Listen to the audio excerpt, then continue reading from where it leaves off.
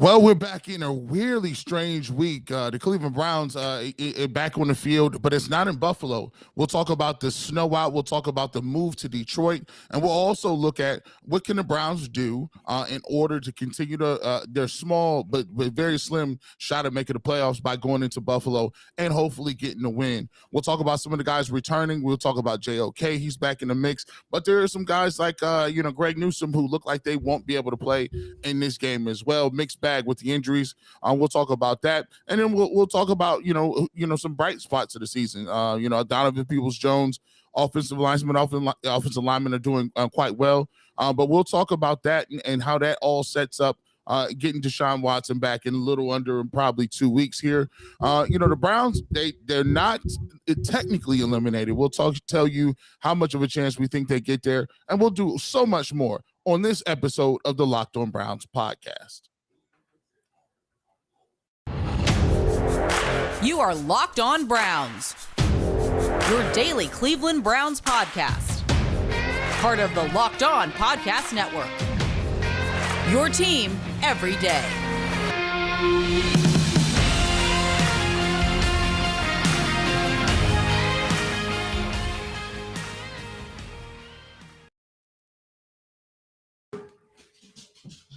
Welcome back, my friends, to the show that never ends, your daily delivery of all things dog pound, LGB on the LOB, the Locked On Browns podcast, brought to you by the Locked On Podcast Network, your team every day. Jeff Lloyd, Garrett Bush, everybody just got to see Cavaliers pull out a game they had in the bag, lost, then did pull it out.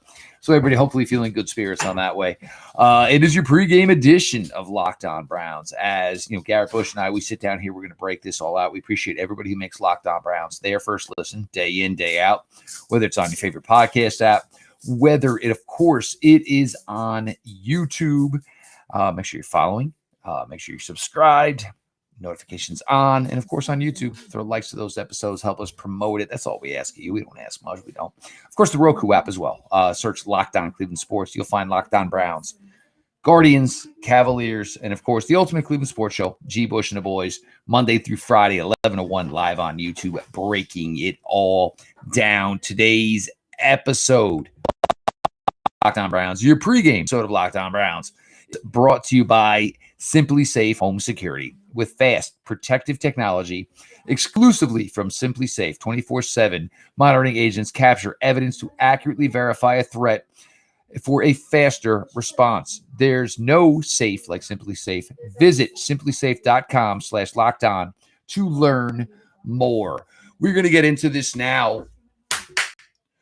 Today, the news here. Obviously, this has been a really hectic week.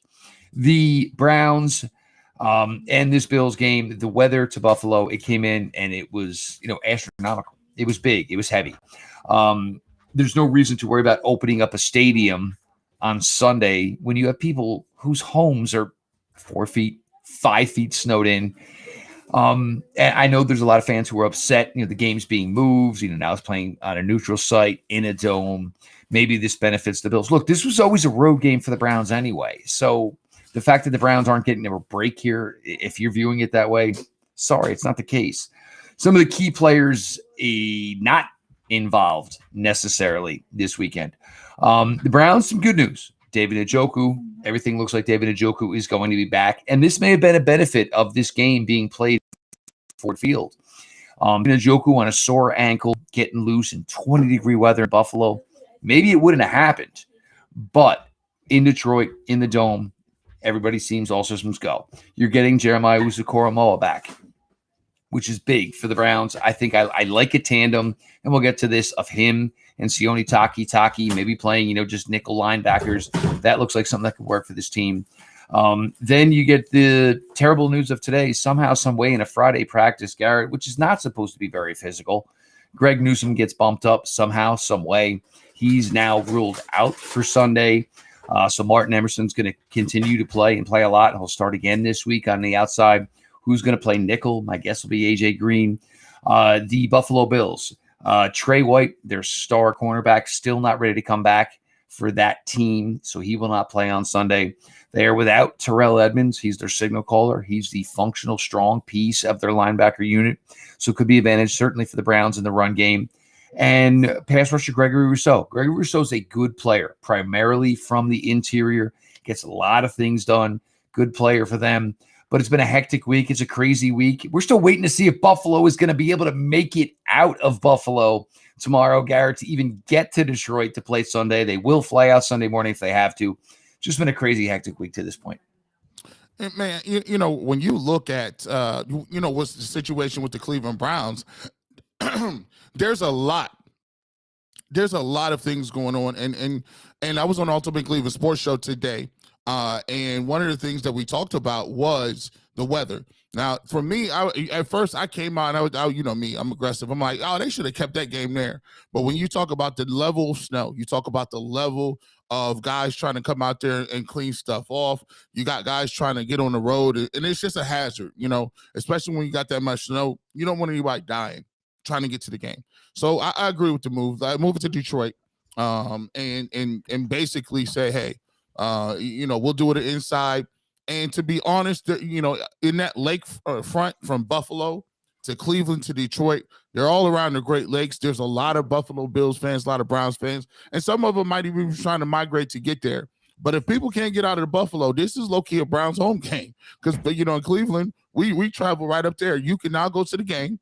You can get up there. You can get up there within 2 hours, get back within 2 hours, and you still got an opportunity to not miss very much. So it's been a quirky game. It's been a really quirky season so far for the Browns, and I just think this is another part of the game that happens when you're having a tough season, adversity hits, and now you're gonna have to scramble to do some other things. However, you could use this to your advantage. Here's the problem, though, Jeff. See, the Browns, to me, were better off in a snow game where the weather was terrible. Josh Allen can't use what he's best at, which is throwing the ball to Stephon Diggs and Gabe Davis and all those other weapons. And it's a ugly game, and it's basically an upfront game. Nick Chubb, Kareem Hunt versus Singletary, and Josh Allen running the ball as a quarterback. I'll take my chances in that because I think that favors the Browns, especially when you're now saying that it's in the dome. Now it's in a fast track. Stephon Diggs is now back in play. Josh Allen, even though he's a little nicked up, he's coming off a game where he's upset because they lost their last game. You're looking at it. Now it just sizes up to a point where it's right back to where the advantage is on the Buffalo Bills. So, in this game, I'm anxious to see what the game plan will hold. I thought when you hear a guy like Farrell Brown say, some of the people are a little upset and a little bit dejected when they know the two best players on their team are probably on offense, Nick Chubb and Kareem Hunt, but we can't get those guys to football because if we get down or behind the chains, it's just now we have to throw the ball. We want to do something that we don't. And I've been there before. I played in college and half of my career when we were playing in college, we were running the triple option. Frank Solich was a guy who came in after Nebraska. And so situation being, when you're running the triple option and you get down a couple points, you still running fullback dive. You still running veer option. And and you say what you want, man. I'm on the other side of the football, and it's demoralizing knowing that you have no shot if you get down 10 points. That's just not the way football is played now. So I think that's a little bit frustrating. So I'm curious, Jeff, how it is they're gonna parlay that, what it is the game plan is gonna be, because Nick Chubb has only approached 12, 13, 14 carries for the last couple of weeks. I just want to see what this is, but I just don't want the Browns to come out there and get embarrassed because I think this could go either one way. It could be, hey, we're still in this, and it could be one of the biggest boosts you've ever had by going in and beating the team that you thought you shouldn't be able to beat. Or you can go in there and you can get smoked, and people was about to start waving this white flag. So it's, to me, it's an all or nothing game, and not too much in the middle for me. We're at a weird position, and look, this was always going to be a weird position anyway. You slice it, G. Like, we're getting to this point basically where the relationship with Jacoby Brissett is coming to an end, and Deshaun Watson is coming through the door. But as we've talked about, you want to do everything you can to give Deshaun Watson a punch chance here down the stretch. We all know he's going to be working through some kinks. We get it. We know it. But if you can find a way in this stretch, as we said, you were praying for 2-1. Look, the Bills, they have some players who were sick this week. Obviously, the guys haven't been able to get to the weight room. These guys haven't been able to get to the facilities. I'm not saying that this is automatically means this should translate into a Browns win. And it seems, a lot of teams other than the Browns right now, when the chips are down or situations are bad, they're able to basically circle the wagons and get it done. But this needs to hopefully, get righted. We want this team to still be relevant here for the next 8 games. And it all starts, which will be Sunday. This all plays out. This is your latest Locked On Browns. We're going to get a little bit deeper here. X's and O's. Jeff Lloyd, Garrett Bush. If it's not now, guys, when's it going to be? Getting stuck in Black Friday crowds, super uncomfortable, but shopping. Tommy John's Black Friday sale from your couch, well, that's super duper comfortable. When you give your loved ones Tommy John, they're that much more comfortable so that they can do everything better. Shop Tommy John's Black Friday sale right now and give the gift of comfort to everyone on your list, including yourself, with brand new Tommy John underwear, loungewear, and pajamas. With over 18 million pairs sold, giving Tommy John has become a holiday tradition. 97% of women and men love getting a gift from Tommy John. That's why Tommy John doesn't have customers. They have fanatics. It's not the surgery, folks. It's the loungewear. It's the comfort. And trust me, it kills it. Celebrate soft in the season with the gift of Tommy John underwear, loungewear, and pajamas. Every gift is backed by Tommy John's best pair you'll ever wear, or it's free guarantee. Shop Tommy John's Black Friday sale going on right now and get 30% off site-wide at TommyJohn.com/lockedon. 30% off everything now at TommyJohn.com/lockedon, all caps. TommyJohn.com. Locked On. See the site for details. Welcome back to the Locked On Browns podcast. G. Bush, Jeff Lloyd in the building. As you see, some people say, hey, man, did not know they was going live. So, it's one way you can know we're going live. Get them notifications on, bro. Hey, that'll pop up in your screen. You'll know exactly what we're doing. We keep you on your toes a little bit here on Friday, doing a little bit of a late night joint. But, hey, when you got 2 people working and getting it in and doing as much as we can, sometimes we'll be a little later, but we still going to get you that daily content. So make sure you go ahead and subscribe, hit that notification bell. Make sure you get in contact with all of our content as it's coming out. So you'll be keeping in touch with the latest with your Cleveland Browns. Jeff, we talked about it briefly a little bit. You got a guy like JOK coming back. You got a few guys that are back off the IR. And I want to know in terms of this team, you have a situation where the Cleveland Browns on defense have not, lived up to what their capabilities are. We've seen that a lot. We've seen a lot of guys that are in and out of the lineup, in and out, basically not being able to show up. And this is kind of off the top of my head because we were talking about something else, but I thought about it in my head. I said, I got to ask them this question. What were your thoughts on when the Philadelphia Eagles went out and got a Ndamukong? Because we reacted to that, and to me, that Ndamukong was a person that people all around talked about that the Browns should be interested in, the nastiness, one of those guys that's not going to be getting driven off the ball, and a lot of people said, well, Ndamukong, nobody else wanted him, nobody else was interested, so maybe he's washed, or maybe he's not that good.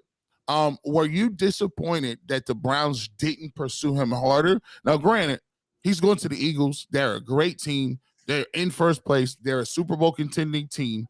And I think some of it has to do with the fact that after the first 3 or 4 games, they kind of declared that, hey, the Browns are not going to be good this year. And so obviously, as the season went on, he read the tea leaves. And obviously, I would rather go play in Philly too. But when you're in the first part of the season, first quarters part of the season, first 4 games, it's hard to tell who's a contender and who's not. So were you in your mind thinking like, hey, they should have went after him a little more harder, or a little more difficult, because he's giving the Philadelphia Eagles a really nice piece going forward? Or do you think, hey, whatever, they just still don't value defensive tackles? I think the issue was, and this is where it probably hurts, because I mean, from what we know, Ndamukong Suh was interested in joining, of course, Myles Garrett and of course Jadeveon Clowney. The interest was on his part. The Browns did not seem to have much interest. And look, there's no way. Look, I mean, it's not fireable. You're not cleaning house over the fact that the Browns were going all in on a bunch of young guys, figuring they were going to get something more than they did. When you got to this time of the year, even if the Browns were placing the phone call, once you got to the point where you were 2 games under 500, 2 games under 500, 3 games under 500, I don't think Ndamukong Suh was picking up that phone. Linval Joseph, they were not picking up their phone. These guys, it's the same situation. There were maybe, they told their agents, hey, don't call me, don't bother me unless it's these 3, 4, 5 franchises. I'm not going to go get beat up. I'm not going to risk blowing out an ACL, tearing a bicep, a tricep, and putting myself in an 8-year rehab commitment for a team that doesn't look like they're going to make the playoffs. So the Browns, did they, overplay their hand here and maybe not show interest in a player that could have helped them? And look, they literally just needed Ndamukong Suh for like 2-3 downs per series. They just needed somebody out there, and they probably needed somebody to show the way to these kids. Say, hey, look, and there's things these guys are doing that it doesn't seem they're getting coached out of. And that's the part that's, big. And I mean, I did sports for CLE today, and it was a talk about the Browns are uncovering very many fumbles. We're not near any offensive players anyway.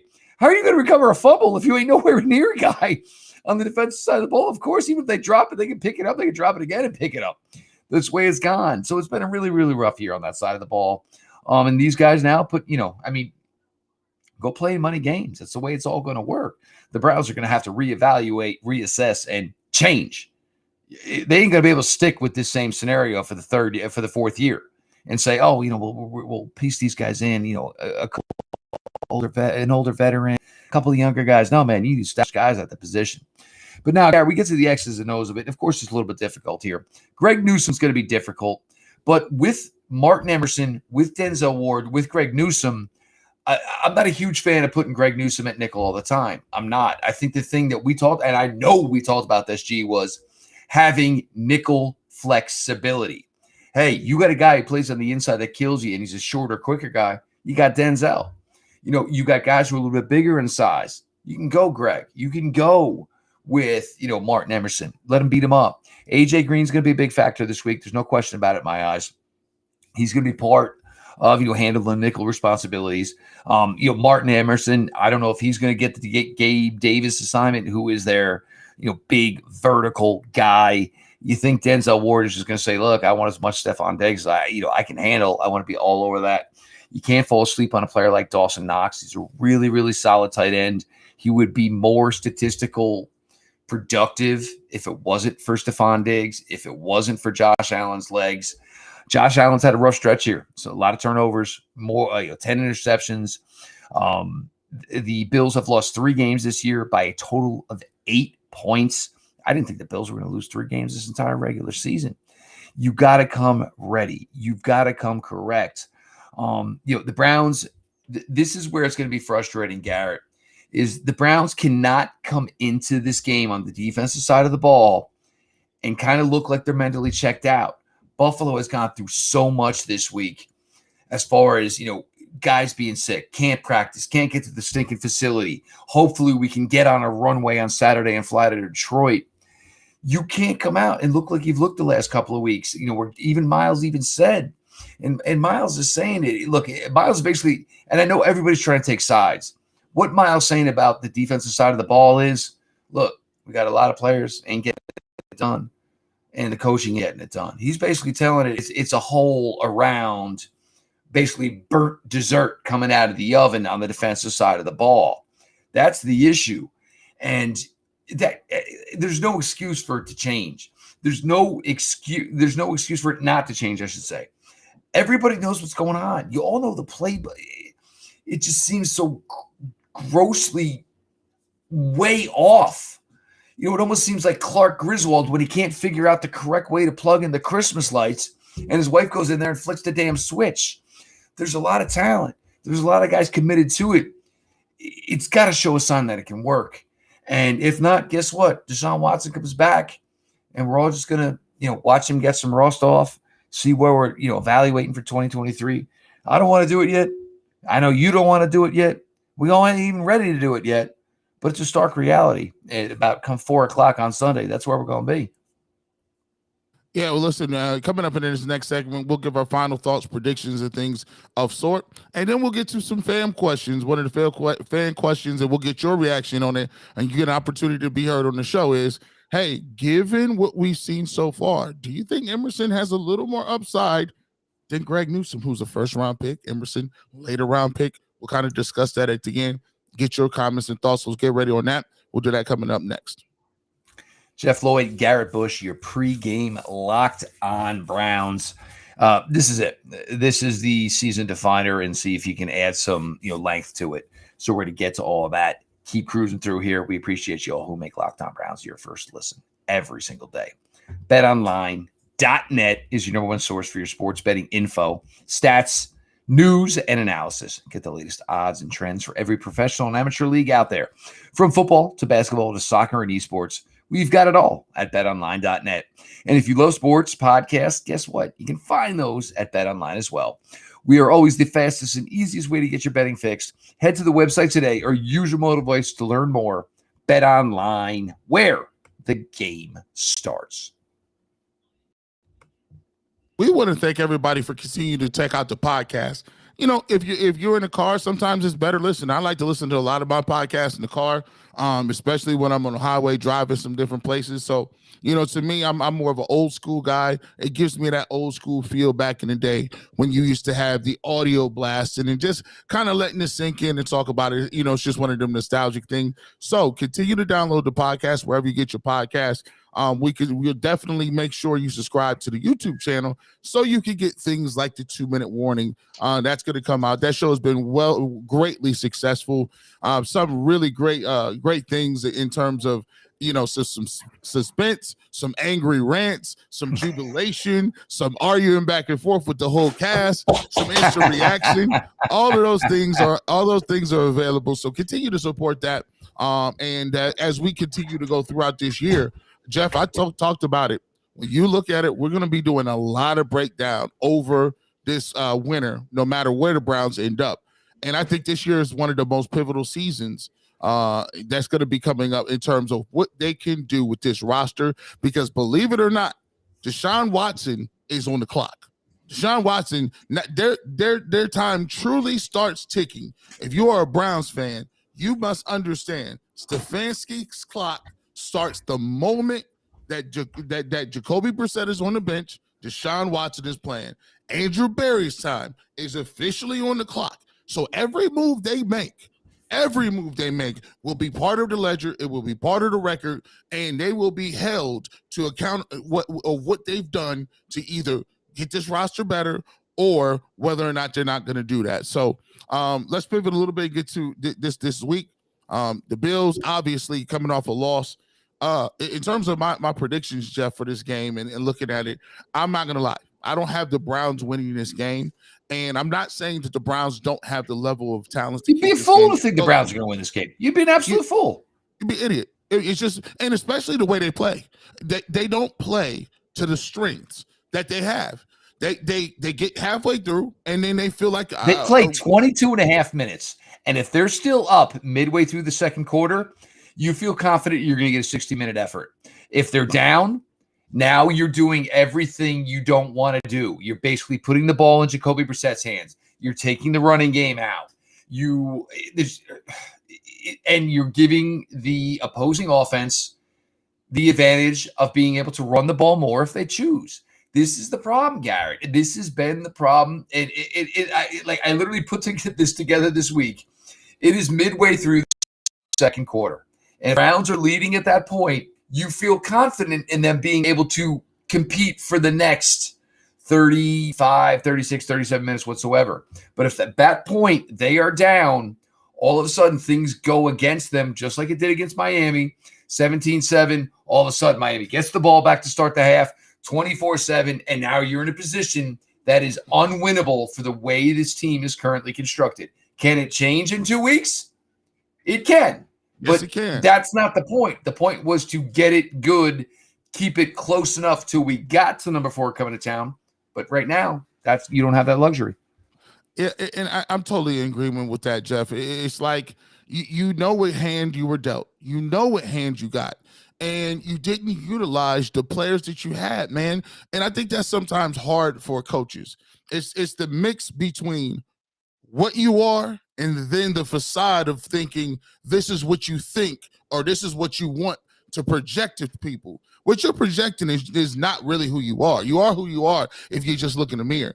Kevin Stefanski fancies himself as one of those quarterbacks or play callers like a McVay, like a Staley, like some of these young guys that call hot offensive coordinators. They got this play sheet.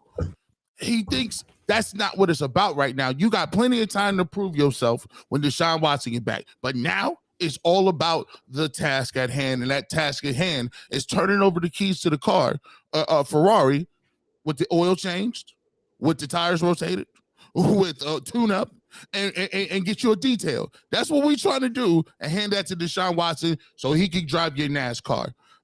Really quickly, because we do have some stuff in the chat, and I talked about it earlier. The question comes, and I'll read this for everybody so we get an opportunity to see what it is. Question is, do you think Emerson has more potential than Newsome moving forward after seeing the way Emerson has played this year? Then we got your man Cleveland 2022 says Emerson is their best defensive player. Then we also have Brian Kennedy says, yes, Emerson is rocking the D-backs. My man Cleveland 2022 says that he also loved him out of Mississippi State, and he was better than Ward and Newsome day one. So let me ask you, let's see, and one more. Pee-wee's Dog Pound says Newsome was far more impactful outside last year. And that's a big thing, Jeff. Do you think Newsome has struggled because he is in the inside? Or do you just believe that he's kind of taking a step further back? Or is Martin Emerson just a better player than Newsome with his size, his athletic ability, and being able to be physical out there? What's your thoughts on Emerson versus Newsome and kind of comparing and contrasting those two players? Okay, first things first, Pee-wee's Dog Pound, me and you, man, like we're like here, dude. Like a lot of the stuff you're putting out here about this stuff, man, we are totally in sync. Look, the way the cornerback position is played nowadays, it's just based truly on coverage and athleticism. That is why I like Martin Emerson so much. And I'll be honest, it's been more in the NFL than it even was on his tape at Mississippi State. He's physical. You know, the simple phrase of he's got that dog in him. He does. He's got that dog in him. Greg Newsome, I do not like Greg Newsome in the slot whatsoever anyway. And I have spoken very well about Greg Newsome. You go back to the Cincinnati game last year on the road. Greg Newsome was a dude that day. He was a dog that day. The problem is because the Browns have so many inconsistencies in the way their defense plays week in, week out. It causes you to say we're going to play good players, but we got to put them in situations that they're not necessarily comfortable with. One of them is being Sione Taki. And that's kind of been a bright spot the last couple of weeks. And I think the Browns just said, well, he knows the system. Let's put him in there. Let's see what he can do. And that has worked out for the Browns the last couple of weeks. Martin Emerson, absolutely loved the game. I don't know how this is going to shake out further. Greg Newsome on Tyreek Hill. Number one, anybody on Tyreek Hill is a bad matchup. But the thing with Tyreek Hill in a short red zone type of thing is you better come at him and you better hit Tyreek Hill so hard that you're going to throw off timing. He didn't do that. Guess what? If you end up chasing Tyreek Hill, there's about 100% of the cornerbacks in the NFL who are going to lose that battle, Garrett. There's like nobody in the NFL quarterback wise who can run with Tyreek Hill. So, but Emerson, just all about it. And the other thing is the commitment to the run defense. And we know this has been issues with Denzel. He gets hurt, he gets dinged up. Greg Newsome, same type of thing. It's a freaky thing on a Friday to get an injury, but Greg Newsome's going to sit this one out. Look, Martin Emerson is here. The announcement has been made. He's brought himself. He brought on his presence with authority. You can't ignore this. I'm not saying they're going to move on from anybody. Having 3 good cornerbacks is one of the good things the Browns have going for themselves. But Martin Emerson has been a baller. But to sit here, Garrett, and think that the Browns can pull this out right now, the way things are constructed, no, you don't believe it. But you run the ball with Nick Chubb. You run the ball with Kareem Hunt. I don't care. Run the ball with Dearness Johnson. If you can run the ball successfully, you need to get the Buffalo offense the heck off the field and make them spectators. The Bills don't have their middle linebacker. Milano, their other linebacker, is a good player. He is not Terrell Edmonds. You don't have Gregory Rousseau. That disrupts the length of their pass rush. Gregory Rousseau, good player. And if everybody remembers, Locked On Browns fans, he was the guy I targeted that maybe you would have taken if you didn't go Greg Newsome at that spot that you did. Greg Newsome's turned out, for the most part, turned out pretty well. But Garrett, you've got to find a way. So I don't want to hear about analytics. And even if you've got a cap number on what you want to give Nick, there's other dudes who can tote the rock. If they do that, if they start running the ball and it's working, don't stop. I don't care if it's got to be, I don't even care if it's got to be Ford. If the running game is working, keep doing it. And you know what? Ain't no shame in saying we ran it 3 times and had to punt. At least you took some of the time off the clock. Ain't no problem with that. Better than going 3 and out, 0 for 3 in the passing game. The clock stopping. Listen, in these parts, we know a good old guy named Jimmy Tressel. Old Jimmy Tressel with the sweater vest. Tressel will I formation you to death. He'll be clapping it up after punts, loving that field position game. This dude was the most conservative dude in the game. But you know what he did? He played to his strengths. We got big farm country boys up front. We're going to have a running back, couple of those dudes. We got a big tight end. All we looking to do is make a few plays, and we're going to stop you on defense and play good field position. That's what the Browns have to do in a game like this if they want to keep their season afloat and the small chances of playoffs moving forward. This is where we're at, guys. Look, I think, guys, I don't think anybody's blind to the fact that, any expectation for this regular season, if this team hits 3-7 come Sunday afternoon, that's it. The max you can go was 10-7. Y'all want to make yourselves feel, I don't want to ruin anybody's Friday night. Go check the Ravens' remaining schedule. Because I'll tell you right now, that remaining schedule for the Ravens, I'd play that with Jacoby Brissett and feel really confident about what this team can do. So look, it's going to be odd. It's going to be an anomaly. It's going to be weird. It's going to be Browns, Buffalo Bills in Detroit. If you guys didn't check out the text from the Detroit Lions, where they tagged the Bills, it was basically like when your mom used to go away for the night, and it was like, clean things up. Lock the door. Emergency numbers are by the phone. Dinner's in the don't oven. break the tables. And please don't break the tables as Buffalo comes to Detroit. Tommy, I have some Salisbury steak in the oven. Make sure the dog gets eaten one time. And please unload the dishwasher. 100% G. Bushy, man. We all live this life. So we're going to go into this one here. And look, Browns win. We continue with this momentum. If not, it's going to be a little different how we, get through each week covering this team because, all eyes now, and I don't think anybody want to do this. Nobody wanted 2022 to be about week 13 when Deshaun Watson finally plays for this team, but we're getting really, really close. Hopefully the Browns can shock the world, can shock all of us and change this on Sunday. He is Garrett Bush at GBush91, part of the Ultimate Cleveland Sports Show, Monday through Friday, 11 to 1 live on YouTube. Of course, the Barbershop 92.3 The Fan, pregame, postgame coverage, Browns, Buckeyes, Cavs, you name it, G-Bush is most likely going to be there somehow, some way. I am Jeff Lloyd at Jeff_LJ_Lloyd. The show at Locked On Browns, follow back account. DMs are always open. Whether it is on your favorite podcast platform. Make sure you're following, subscribed. Whether it is YouTube, subscribe, have those notifications on so you're all joining us a little late night tonight like you did. Make sure you throw a little like to each episode. Some simple, quick promotional stuff you guys can do to help us out. We appreciate it all so much.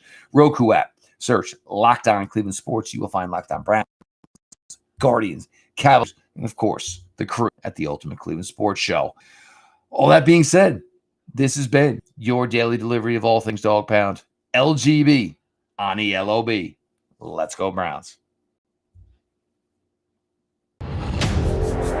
You are Locked On Browns, your daily Cleveland Browns podcast. Part of the Locked On Podcast Network. Your team every day.